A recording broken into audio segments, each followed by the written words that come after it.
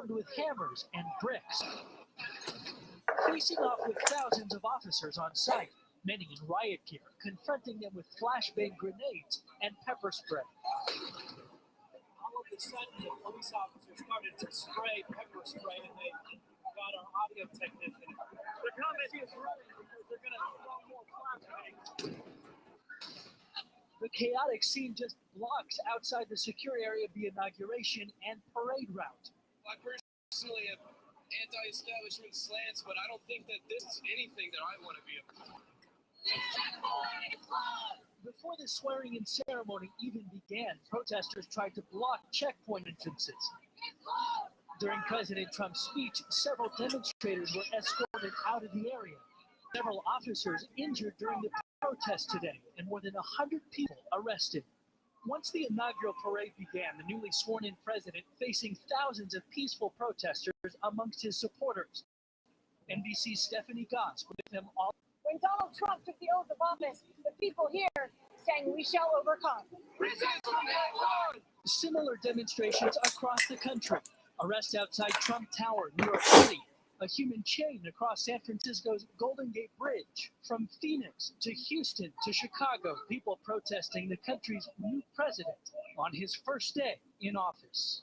Tonight, thousands of protesters remain in downtown D.C., occasionally facing off with police. We have seen many people injured, both protesters and police officers. And tomorrow, D.C. police are preparing for a women's march on Washington. Organizers of that march say they expect a couple 100,000 people. Lester? Jacob.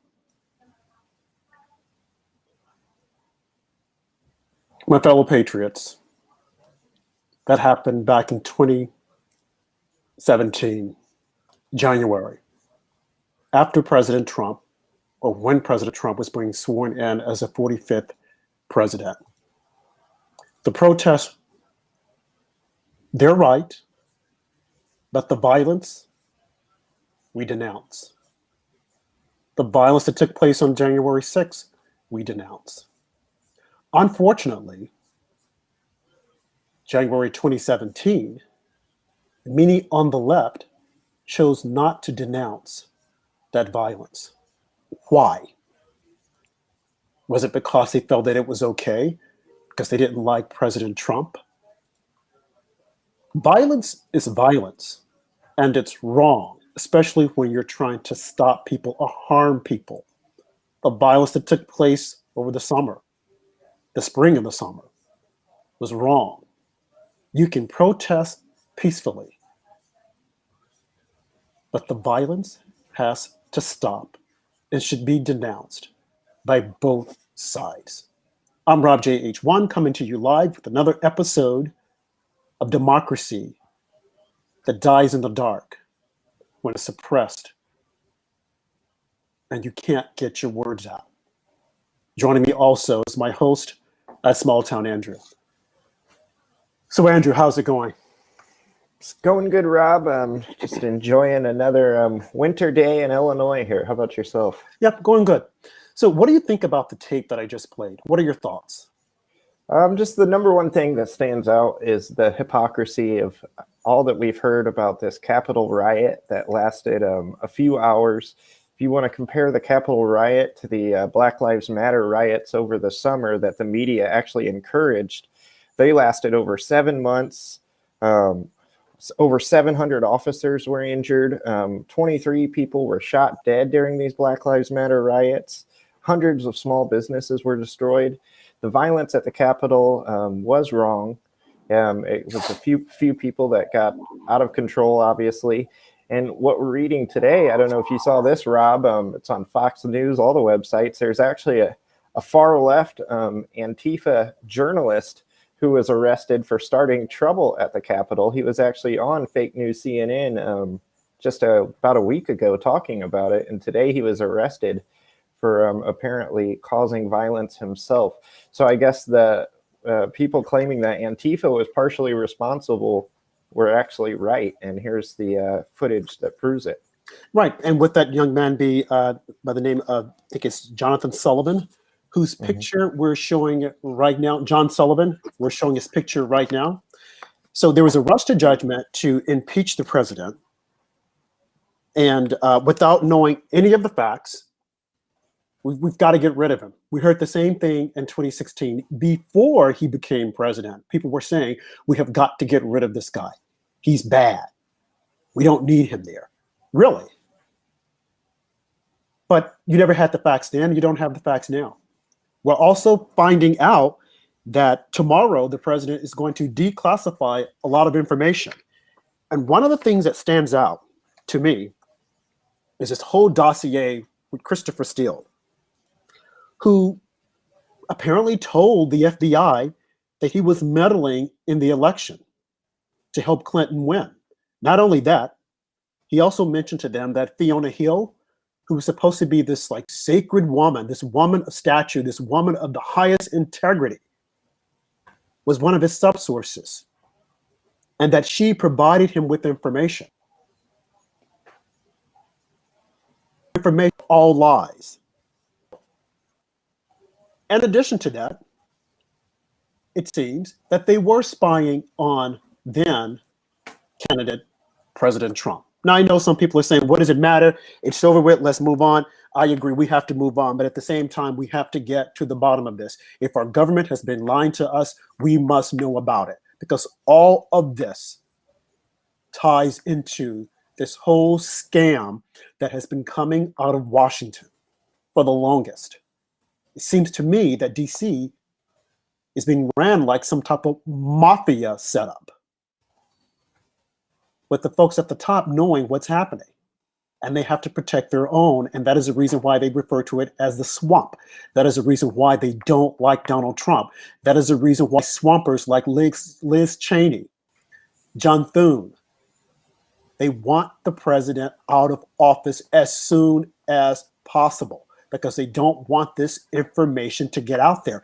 And you know, Andrew, I must say, I don't know what good is it going to do, because if the information is put out there, the media is going to suppress the information. They don't want us to know about it. Let's go to a case in point. What was this gentleman, Jack Dorsey, caught on tape, Project Veritas, talking about it, talking about, hey, this is just the beginning. It's not just about Donald Trump. They're going to censor other people. Here it is here. Breaking: Project Veritas Twitter insider records CEO Dorsey talking Trump and laying out the roadmap for future political censorship. People, if you aren't afraid now, you better be. Let me see if I can play the tape. Here we go.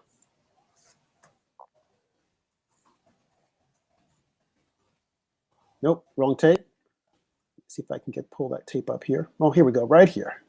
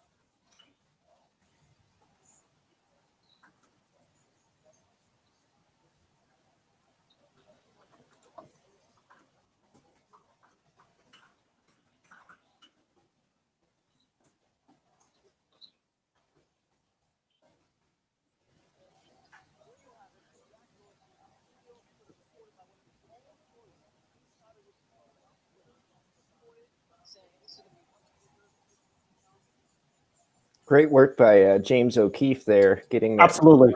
James O'Keefe, great work. Thank you. Gateway Pundit, thank you for providing this to us and for us. There you have it. This is just the beginning. Mm-hmm.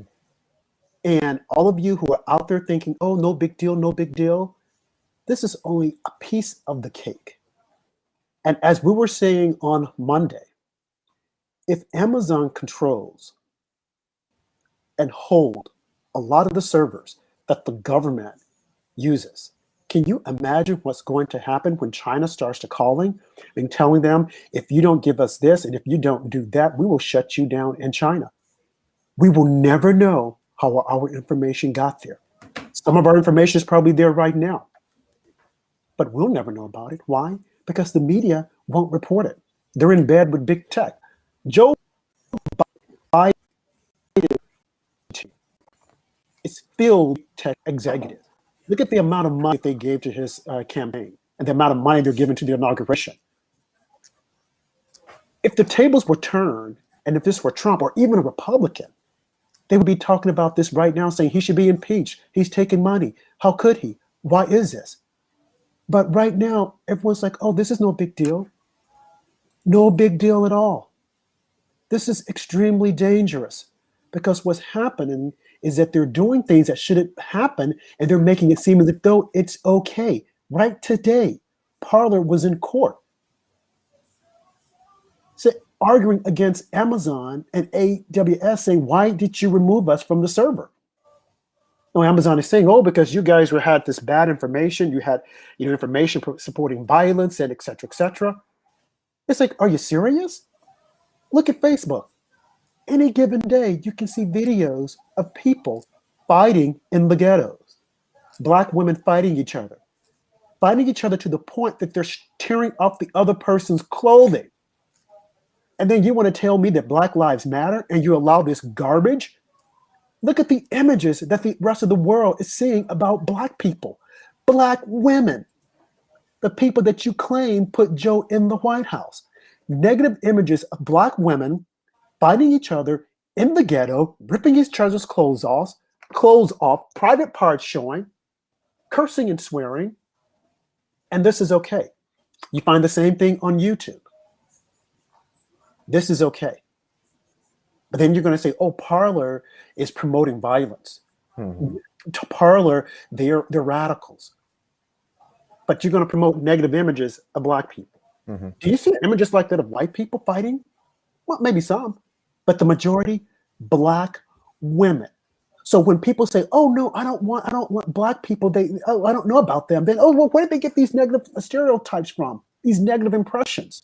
Is from the same people that are telling you that Black lives matter. It's disgusting and it's wrong. Mm-hmm. And once again, the double standard is shocking with Jack Dorsey talking about how he's deleting these accounts to avoid violence. Over the summer, Colin Kaepernick literally tweeted calling for violence. Once again, his tweet read, when civility leads to death, revolting is the only logical reaction. The cries for peace will rain down, and when they do, they will land on deaf ears because your violence has brought this resistance. We have the right to fight back. Rest in power, George Floyd. And Jack Dorsey doesn't suspend Colin Kaepernick or anyone that's supporting his message. What he did was 3 days later, he gave Colin Kaepernick a $3 million donation. So the double standard is quite apparent. And this Jack Dorsey, he looks like a nervous wreck on this video. I don't know about you, Rob, but he's like sweating profusely, and he looks quite nervous in that video to his employees. Well, he's afraid of these people.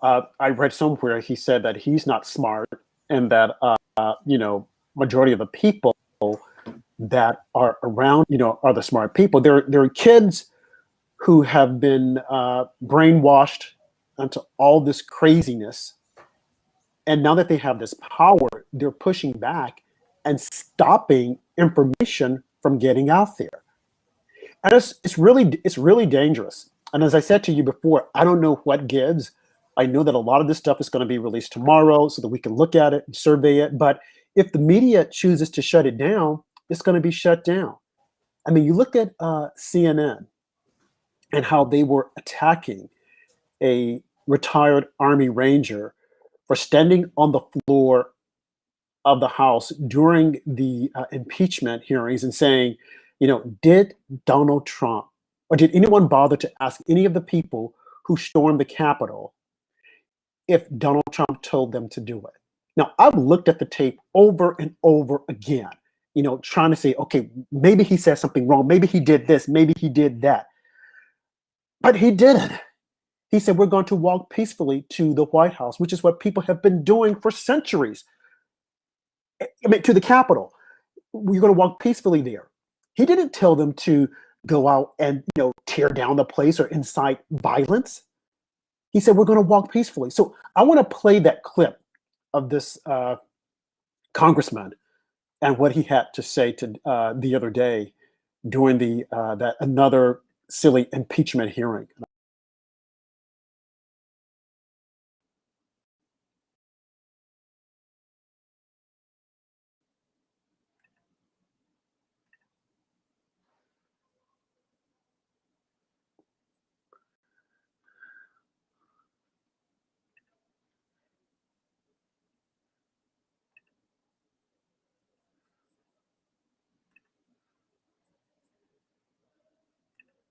Okay, I don't think you guys can hear it. Hold on a second. Let me see here.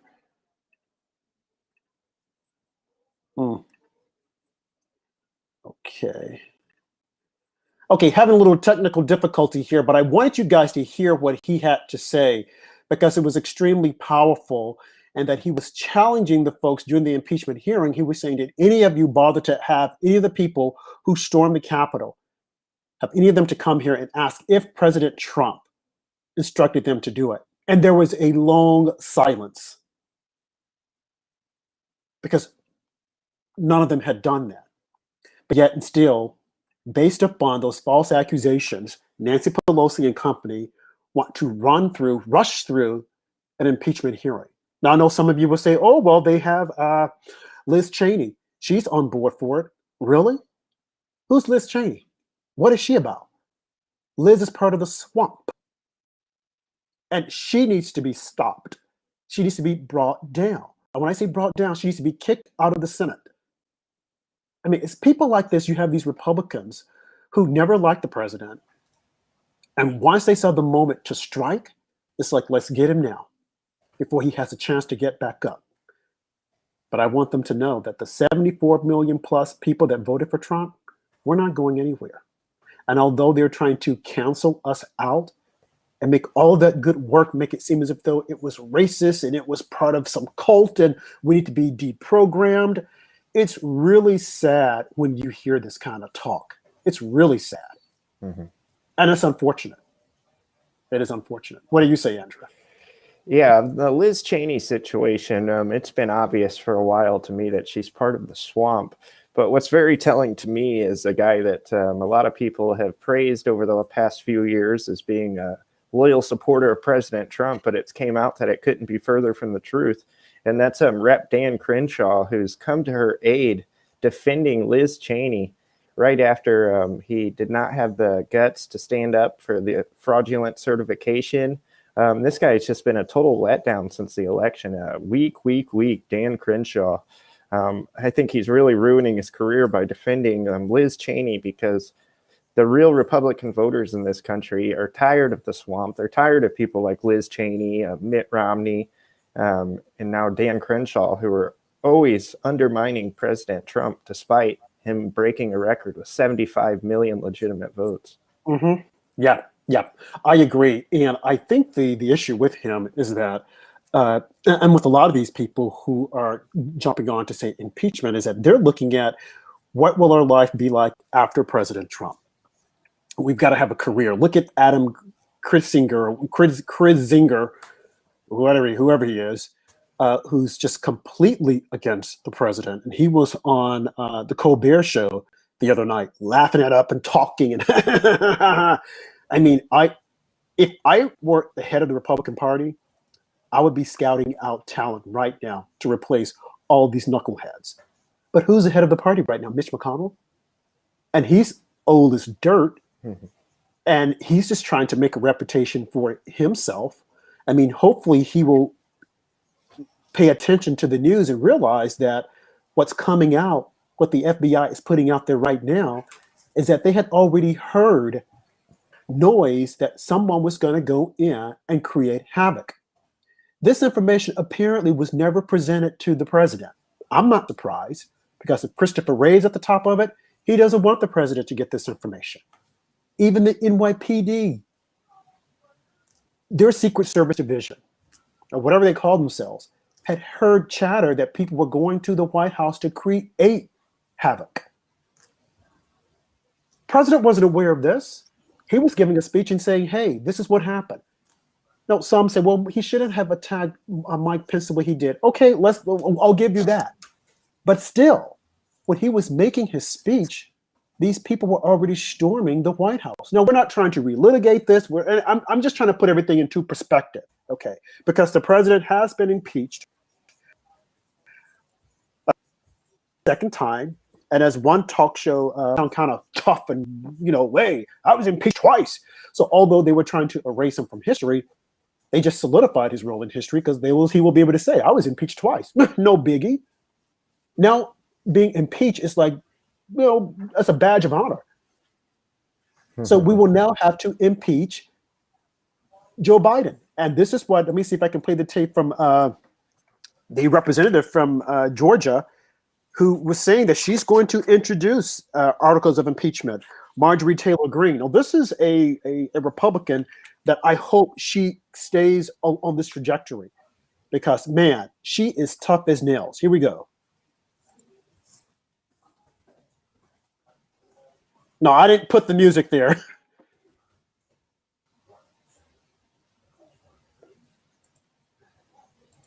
We can't hear it again, Rob. Well, there's nothing to hear really, but a lot of crazy music. So you'll see the writing, what she's saying here.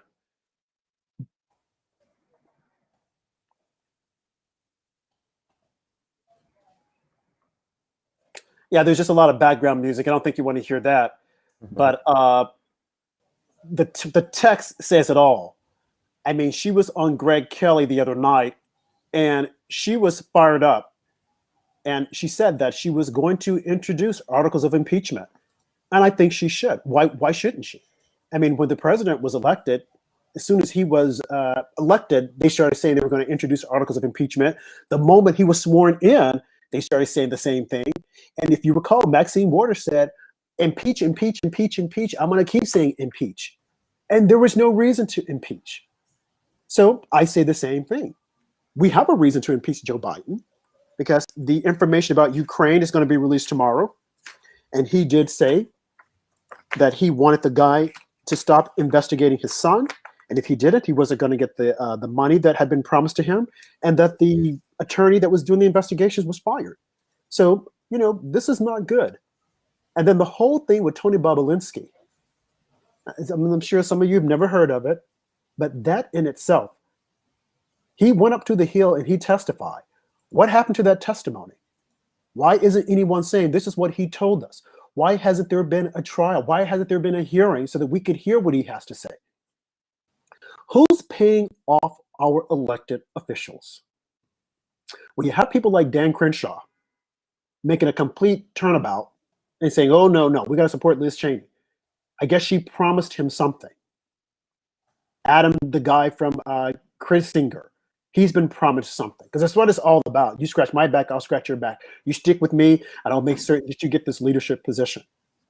I don't like politicians like that. That is the reason why I like Donald Trump, because he couldn't be paid for it. Yes, I will say again, he is bombastic. He is up in your face. Maybe some people say he's sloppy.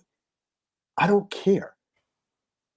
I was electing someone to fight for my interests, which is what he did, bringing down the unemployment to almost 3%. Black Hispanic unemployment, almost non-existent. The Black poverty rate within those 4 years started going down. The wage gap started going up. Black men were hired, were able to establish their own businesses. I mean, the Second Chance program, they got a lot of blacks who were in jail for so many small things. I mean, things that Kamala Harris put blacks in jail when she was in California, the California Attorney General put blacks in jail for, let's say, like for having marijuana. She threw them in jail. And then when they had exculpatory information to get them out, she refused to give it to them. That is the reason why black men don't like her. But they've managed to sell her to black women and say, oh, she's a sister. No, she's not. Okay, she's a sister from another mother, another father, because her dad is Jamaican and her mom is Indian. Nothing against that. But don't try to say she's a black sister, because she's not. She's a person of color. But to try to put that up there, introduce it to black people and say, oh, this is the reason why, she's down with us. Whereas this President Trump moved the embassy back to Jerusalem, started getting peace in the Middle East, no wars, put North Korea in check, and they're not acting out. Told China, okay, we're working out a deal with you. Oh, it's a beautiful deal. It's a beautiful deal. But then he came back and said, no, China, you got to do a little bit more. I'm on to you. That's what leadership looks like. Now, some people will say, oh, there's no leadership with COVID-19. There is no leadership, and he let people die. What do you mean by let people die? After Dr. Fauci said everything that we told him, he did. So maybe Dr. Fauci was telling him something different than what he was going out in front of the press and saying. But people behave as if though they can't connect the dots. They say one thing on a Monday, then they twist it on a Tuesday, and they go, oh, yeah, that's right. Oh, so many people died, and it's his fault. Oh, really? And you said that once we get the vaccine, everything will be okay. Now we have the vaccine. Now these big states are stumbling over themselves to get people shots. Look at Governor Cuomo. They having to throw out some of the vaccines because they don't know how to coordinate logistics. But of course, that's Trump's fault. No, it's not, because states have rights. And you guys need to go back to Civics 101 to learn that states have rights. So why is he to blame for all the negativity? Well, I'll tell you why, because the media has put it up that way. And when the dominant force, CNN and MSNBC, along with big tech, Facebook, Twitter, and Amazon, it is hard to get the truth out. Well, how do you guys know about the truth? Because we do our research. What are you doing? That's all I got to say. We have to wake up. We have to be smarter than this. But we're being censored, and people are thinking that it's okay. And when we're being told that all Trump supporters are, they're nothing but they're racist, and they're part of the KKK, they're part of white supremacists. I'm black. What am I? Oh, well, you're an Uncle Tom. Oh, really? Simply because I decided to wake up and say, no, this is not what I want. I don't want a government that's going to constantly give, and who's going to pay. It's like, is anyone bothering to think about this? And remember, Trump got a large chunk of the black male vote. But now black men, they're not important. And not that the Democrats ever cared about the black man. Because it was the Democrats that removed the black man out of the black family during Roosevelt and Johnson with their social programs to get more money to the black family, so that if the black man was there, the black man would have to leave, so that the black woman could get the money. And the black man couldn't find a job. Why couldn't he find a job? Because the Democrats were saying, we don't want you working alongside us. While the Republicans were saying, no, we will give you a job. Here's a job, go and work. Folks, it's just history. You just got to wake up and look at it. And then some want to say, well, what about Martin Luther King? Yeah, what about Martin Luther King? He said the content of the character, not the color of the skin. So why are Democrats constantly trying to go with identity politics? It just doesn't make any sense, Andrew. I just don't understand it. I don't understand it. It's all about identity politics when MLK said the content of character, and the content of some of the characters of the people that are out there is shameful. But yet and still we're told that, racism. And we had the first black president for how many years? For 2 terms, 8 years. And what the heck did he do? Did he reduce unemployment for blacks? Did he fund historical black colleges? And why were the police constantly beating up blacks, as they say, under Barack Obama? Whereas Trump came in and said, no, we got to cut this stuff out. We need to go and we need to do the research. We need to find out what's happening. Quiet as it's kept, he had all those black families that come to the White House, and he spoke with them. And some of them came out and said he was very polite and he was a gentleman, but he didn't want it publicized. And of course, the media loved that because they want black people to think he hates you. He hates your black skin. Oh, really? I think you're talking about Joe Biden and the Democrat Party. But hey, who am I? I'm just a person trying to give you the truth. A person who's been kicked off of Twitter because I guess they didn't like that truth.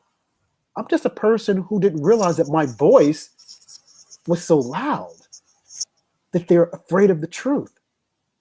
And I wouldn't at all be surprised if there were some black people who said, oh, we got to silence him because he's an Uncle Tom and he's going to make people wake up. Get him off. What can I say, Andrew? Yeah, well said, Rob, on all of that. It's very interesting, as you said. Joe Biden and Democrats just want to spend. Joe Biden already announced that he's got plans for a $2.1 trillion stimulus package on top of the one that we just passed. So the stimulus money is just adding up over time here. Oh, yeah. Another $2 trillion. And you can bet that one will be filled with pork if the Republicans don't even have a say in it. Can you imagine?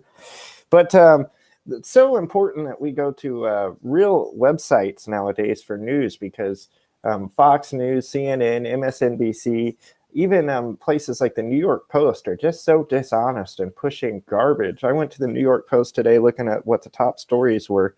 And for about 4 hours, the top story was that Ashley Bobbitt, the protester who was shot at the Capitol riot, was involved in a throuple, which apparently is that she has a husband and a girlfriend, and they're all involved in some kind of relationship. But this was headline news in the New York Post for about 3 hours today. I mean, that is just pathetic and tacky. And what does that have to do with her getting shot? To me, it just looked like it was a smear job of a victim that had just died from being shot. It's very unfortunate. That's what the news decides to focus on. What did you think of that headline, Rob? I agree completely. I mean, and again, this is about another woman, and you would think that the left would be a little bit more respectful, but they're not. The real war on women is by the left. They want you to think that they protect the left. They want to cuddle them. They want to hold them so close and dear, but they don't. They could care less unless it's part of their narrative. I mean, look at the woman who said that Joe Biden, what was her name? Tara Reid, had sexually molested her, fingered her, touched her. And of course, Joe says, oh, I don't remember. Well, of course he doesn't remember because he's Sleepy Joe. And they dismissed her. Look at the Warnock, his wife, said he's an actor. He attacked her. Oh, no charges were made. Well, sometimes they don't make charges because the other party will say, hey, I'll just walk away. But it doesn't mean that a crime wasn't committed. Absence of evidence. But now he's on the Senate floor. He'll be giving a sermon telling us how bad we are, especially white people. White people. Andrew, how does it make you feel when you're constantly hearing that white people are bad? You're bad, Andrew. Bad, bad, bad. How does it make you feel? I'm pretty used to it at this point. Does it get a rile out of you? I mean, pretty much, but it's to be expected from the liberal left. It's their typical playbook. It's always the white guy's fault. We see a lot of times when a mass shooting will happen, we have no idea who the identity is, and of course the investigators on Twitter start posting pictures of white people, just making up speculation. They want it so badly to be white people because it fits this narrative that white people are dangerous, they're terrorists, they're far right-wing extremists. It's just all part of the culture that we're seeing today. And especially you see what the media is just making up, saying that all these armed protests are planned at every capital in the United States. I'm pretty in the know on these conservative social media pages, and I've yet to hear about any of these armed protests at the Capitol. It's just the media making a bunch of crap up to try and make us sound like right-wing extremists and terrorists. Well, you know, I have to admit, like you said, whenever something like that happens, they're looking immediately, say, to blame a white person. I mean, I must say that whenever something bad happens, a killing or something, the first thing I would say is, please don't let it be a black person. Please don't let it be a black person. Not that I want it to be a white person, but I always say that because 9 times out of 10, unfortunately, it probably is a black person, you know, and we just have to just accept it, you know. And both groups, both sides, white, black, Mexican, Hispanic, whatever you want to say, there are bad people. But you have to own it. Look at Chicago. Look at all the violences there.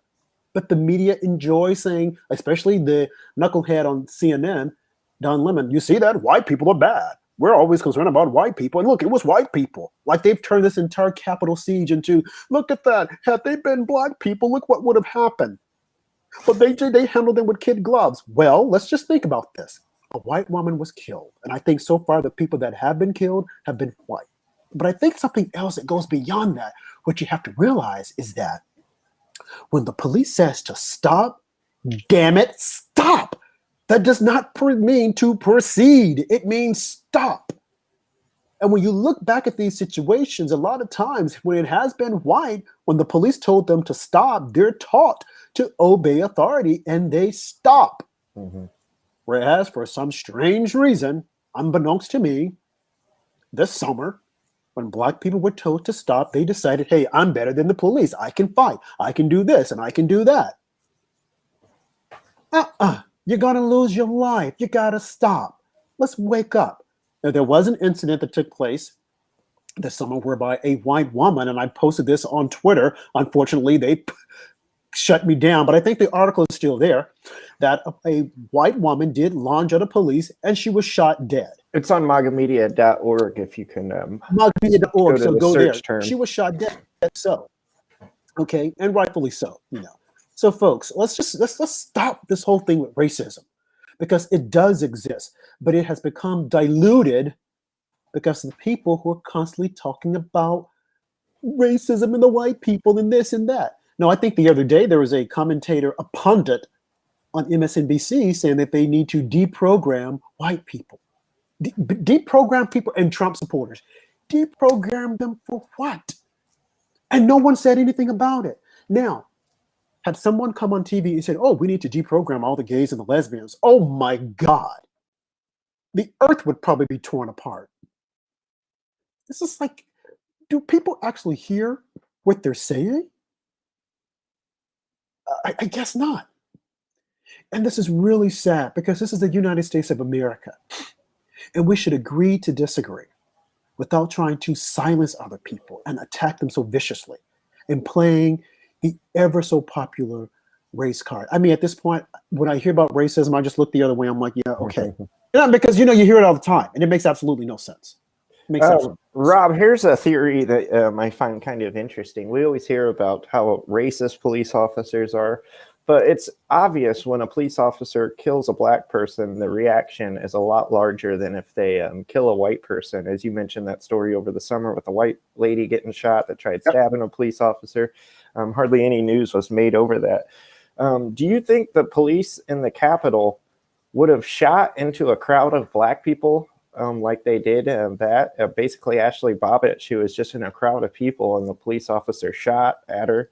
She fell over and died sadly, but no warning shot was fired or anything. Not to say that she wasn't being aggressive, because she was, but do you think the police actually are more likely to shoot at a white person in a situation like that because they know the backlash would not be the same as if they killed an unarmed black person? You know, that's a good question. And I think it all depends on the situation. I think the way it is now, police definitely will not shoot out of fear that they'll be labeled a racist. Even if it were a black person, a black police officer, still they'll say racism. And then they'll say, well, we know that he's black, but it's institutional racism. I mean, I go back to look at the Eric Garner situation that took place here in New York, I think in 2013. Little did anyone know that the arresting officer and the supervisor were both black. The person that took him down was black. And then within that group was, I think, a gentleman who was Italian. And for some reason, the Italian was picked out and they said, he did wrong. He was wrong. Look at what he did. And I'm like, but the arresting supervisor was black, and a black woman at that. And then the other person helping to get him down was also black. But they just went right over them and started zeroing in on the white officer. You know, this has got to stop. And I know people will say, oh, well, it's institutional racism. But what happened at the Capitol when this young lady lost her life, like you said, she'd been aggressive and whatnot, going through the window. I still wonder, you know, how she was unarmed. Yes, going through the window that she had no business going through, but why did he think that she was so dangerous to shoot? And these are the questions that should come up. Now, had the person been black, they would say, oh, well, because of his black skin or her black skin. Okay, but why did he feel so threatened by her? Was she giving up a menacing look on her face? She was unarmed. And I know that we've seen the video of her going in and saying, hey, I'm going to do this, I'm going to do that. And a lot of people, oh, serves are right, serves are right. But if had that been a black person, would we have said the same thing? We probably would have said, nope, that's not right. Had she been white, they wouldn't have killed her. Well, she was white in this instance, and she was unarmed. So I think the same questions should be raised. What about her caused the police officer to be fearful that he had to shoot when she was unarmed? Now, a split-second decision, perhaps. I don't know. But you would have to apply that same standard if it were a black woman, because people would be asking that. And what they would say is, oh, well, black women, you know, we always have to protect ourselves. There's no one here to protect us. Yeah, but that doesn't make any sense. Let's just remove the color and just look at the person itself. Because when you start trying to add all these other variables, when you really stop and think about it, it makes absolutely no sense. A person has lost their life. Granted, she should not have been going window. Okay. But I always go back to, she have a gun. Was she giving up a menacing look? Or was the cop just terrified and he just shot? Now, he's since been put on leave while they investigate. But these are the questions that we should always ask regardless of the color. Because the human being has lost their life. And I think once we get beyond this whole race deal and what color the person is, you know, we can see things more objectively as to what happened. But other than that, you know, we can't, because people are too busy. Someone said, I think he misfired. Okay, but even if he misfired, imagine had that been a misfire at a black person. They would be out protesting again. What happened on the Hill January 6th is most unfortunate. I hate it ever happened because we wouldn't be having this conversation. But it is what it is. You know, and it led to, in my opinion, an impeachment, unlawful impeachment, just like the first impeachment. But of course, like I said, impeachment seems to be a dime a dozen. You just do them because you don't like your political adversary. And Nancy Pelosi getting up on the Hill about to cry, and I feel for my life. And yes, yeah, what we heard is that some of the people said that they were going to go there to kill Nancy Pelosi and kill Mitch McConnell. And that's bad. That shouldn't happen. But by the same token, on social media, you have people saying they're going to kill the president, saying they're going to go after Melania, saying they're going to rape Melania, they're going to rape Ivanka, they're going to go after Barron. Are these people being arrested? I mean, look at Madonna. She said the day after the election at the Women's March that, yes, she's dreamed of blowing up the White House. Now, to me, that's very dangerous because she is a well-known entertainer. And, you know, we have a lot of crockpots out there, and they might go after the president. And I'm sure there have been a lot of threats against the president's life. We'll never know about it because they don't think that it's important. Had this been Barack Obama, it would be seeping day in and day out that his life was being threatened. Someone's going to try to kill him. Now, it's like you have to play the same standard. I remember once, one Halloween, when President Trump, I think it was the first Halloween in his term, and they were making effigies of killing him.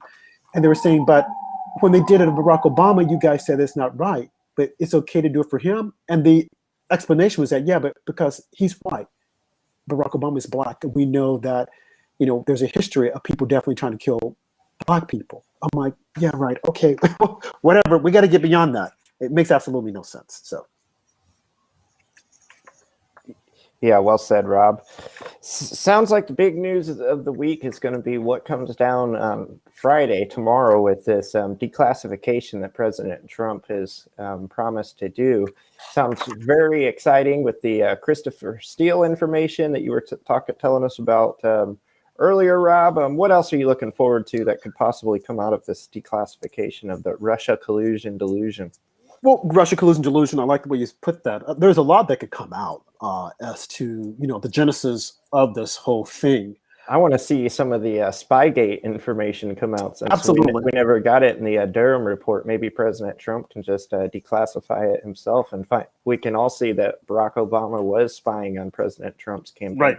Absolutely. And, you know, the thing is, the question now becomes, why didn't he release this earlier on? Because he could have saved himself a lot of heartache had he released a lot of this classified information, so that we could have seen, this is exactly what happened. But I'm sure that a lot will be dumped. I got a text on, I think it was Sunday night, from some associates saying that President Trump had dumped all the WikiLeaks information. And I looked at it, I'm like, no, that doesn't sound right. I'm like, this is another one of those fake news deals. And it was fake news, but there were emails that had been leaked.